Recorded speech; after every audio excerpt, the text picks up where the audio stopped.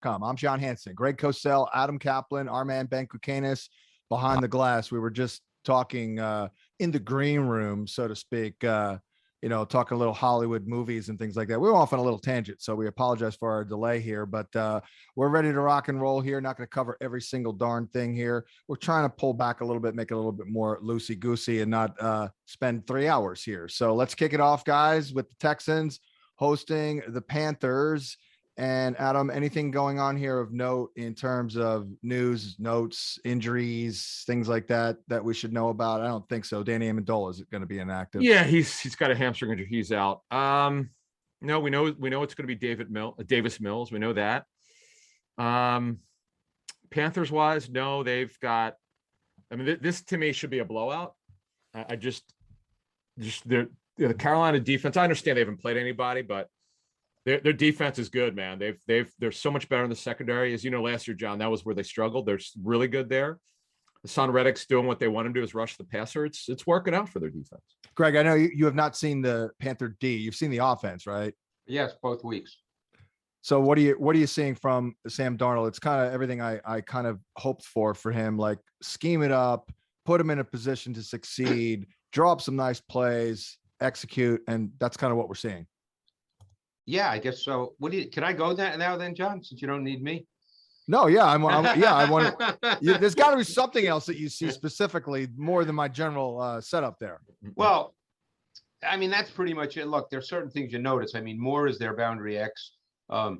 There's no back in the NFL better at running angle routes out of the backfield than McCaffrey. They do that every week, and it doesn't have to be against man because there's zone coverage teams that, you're still going to get a matchup with him. The Texans, in fact, I do not believe have played one snap of dime, so they're a nickel defense. So that means if he runs those routes, a linebacker does have to match up to him. But you're right about Darnold. I mean, there's, the note I made about Darnold was the pass game is well schemed, giving Darnold defined reads and throws within the structure and timing of the route concepts. He's an executor and ball distributor who still needs to get better after the snap. And by that, I mean, I think he pretty much throws what the play call is. And if that's not there, I don't think he's necessarily a progression reader yet. I think then he would leave the pocket. And I think he does still have some reckless and undisciplined tendencies, but they've done such a good job with their scheming that he's been able to play within structure at a high percentage of dropbacks. How sustainable is that? That sounds like a little. Well, that's what you try to do. That's what you try to do. Can you do it every week, every game, every opponent? No. And that's when we'll see what happens. Yeah. Don't forget they've gotten ahead in both games too. Yeah. And then this matchup, obviously it's a lesser opponent, but it's Lovey. You're going to get cover 2. I think they played more cover 2 than any team in the league through 2 weeks. That's why I like Dan Arnold maybe making a play down the seam. Sam likes to do that. And then DJ Moore, who's kind of like their, short to intermediate guy now, run after the catch guy. He should clean up. Well, it all depends on the nature of the game, because I think that if they were to get ahead, I don't know how much they would throw it, although they did get ahead last week and he did have significant dropbacks. Let's go to the next game here, the football team. And Adam, news and notes wise, Antonio Gibson on the injury report. Yeah, he took all the reps today. He's ready to go. I'll be interested to see how they try to play here, because Buffalo's defense is they're better than they were last year, and I don't know how Washington. I think they might be dominant. Yeah, I don't know how they're going to score. I don't know what Greg thinks, but I have a hard time seeing them score. You never know, as they say in the NFL. Sometimes we get surprised by something that looks obvious, but it's going to be hard for Washington in this game. Hey, I just finished watching Heineke a little bit ago, and man, I love that kid. I think he's the best quarterback in the league. All right, Brett, what do you really have mean? Grit? Does he have grit? Well, you know what? What he does have is a really good sense of timing. He does not have a very good arm. He does have some movement ability, but he's got a very, very good sense of timing. And that's what really stood out to me. I mean, obviously, he's not a high-level talent. I was joking, and I think people knew that. But they do a pretty good job scheming things up. McLaurin's really good. They're going to have to be able to run the ball to some degree. But I tell you what really stood out to me watching the other side of the ball, The Giants' offensive line did a really good job against the Washington defensive front. Yes, they did. And Washington showed a ton of 5-man D-line fronts, meaning true 5-man fronts, not with a linebacker walked up, on the ball, a true 5-man D-line front. And they really could not generate any true consistent pressure on Daniel Jones, who, by the way, looked very good. We'll get to that. Yeah.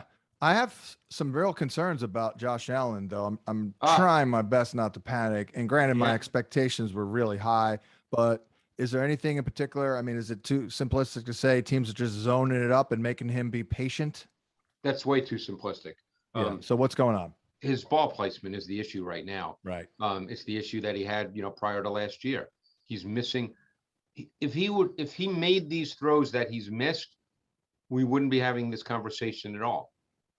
Now, is that is he missing them because of coverages, perhaps? No. Okay.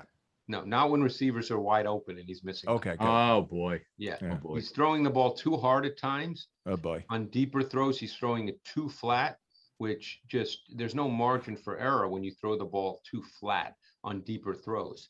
He's just missing receivers. I mean, John, I'm telling you, it's not a coverage thing. These guys are wide open. Okay. Well, then it's not good. I don't know if Emmanuel Sanders would have 3 big catches, 3 more big catches in these first 2 games if he didn't miss them. And then there was one fluky play where the ball got knocked down at the line of scrimmage, which wasn't on Josh, but Sanders was so wide. It might have been a 60-yard touchdown. Is it mechanical though? Is he? Well, it's funny you say that. Good question. I've read a lot of articles. I know Jordan Palmer, as you probably do a little bit. Adam, you probably met him, talked to him. Great guy. Yeah. Yeah, I love Jordan. He does an unbelievable job. And obviously he's very into a lot of the biomechanics now. And I know he has people that work with him that deal with all that. And I read an article where they talk about, well, it's a myth that you have to step to your throws and all that. Again, I'm not the expert on that. I find that difficult just intuitively to believe. Yep. So but I'm not going to say they're wrong, because I certainly don't do that kind of research. Sure. But I think, he has, to me, he's one of those quarterbacks that always has to stay truly on top of his mechanics, because he can become very loosey-goosey. And when that happens, I just feel that that's going to hurt your ball placement. That's my opinion. I think, Adam, you've probably talked to a lot of offensive coaches, coordinators, quarterback coaches who would probably echo that as well. Yep. When I talked to Brandon Bean, their GM, about Allen some years ago, he said he has to have his feet set correctly.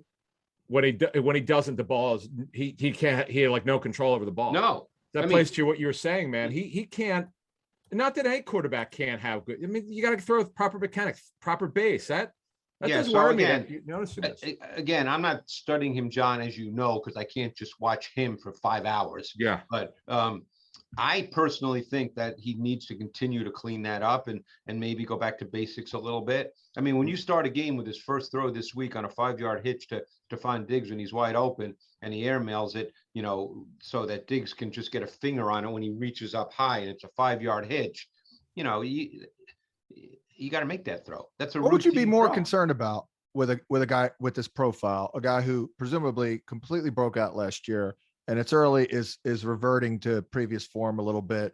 Would you be more concerned if it was what you're saying it is, or if teams were playing him differently coverage wise?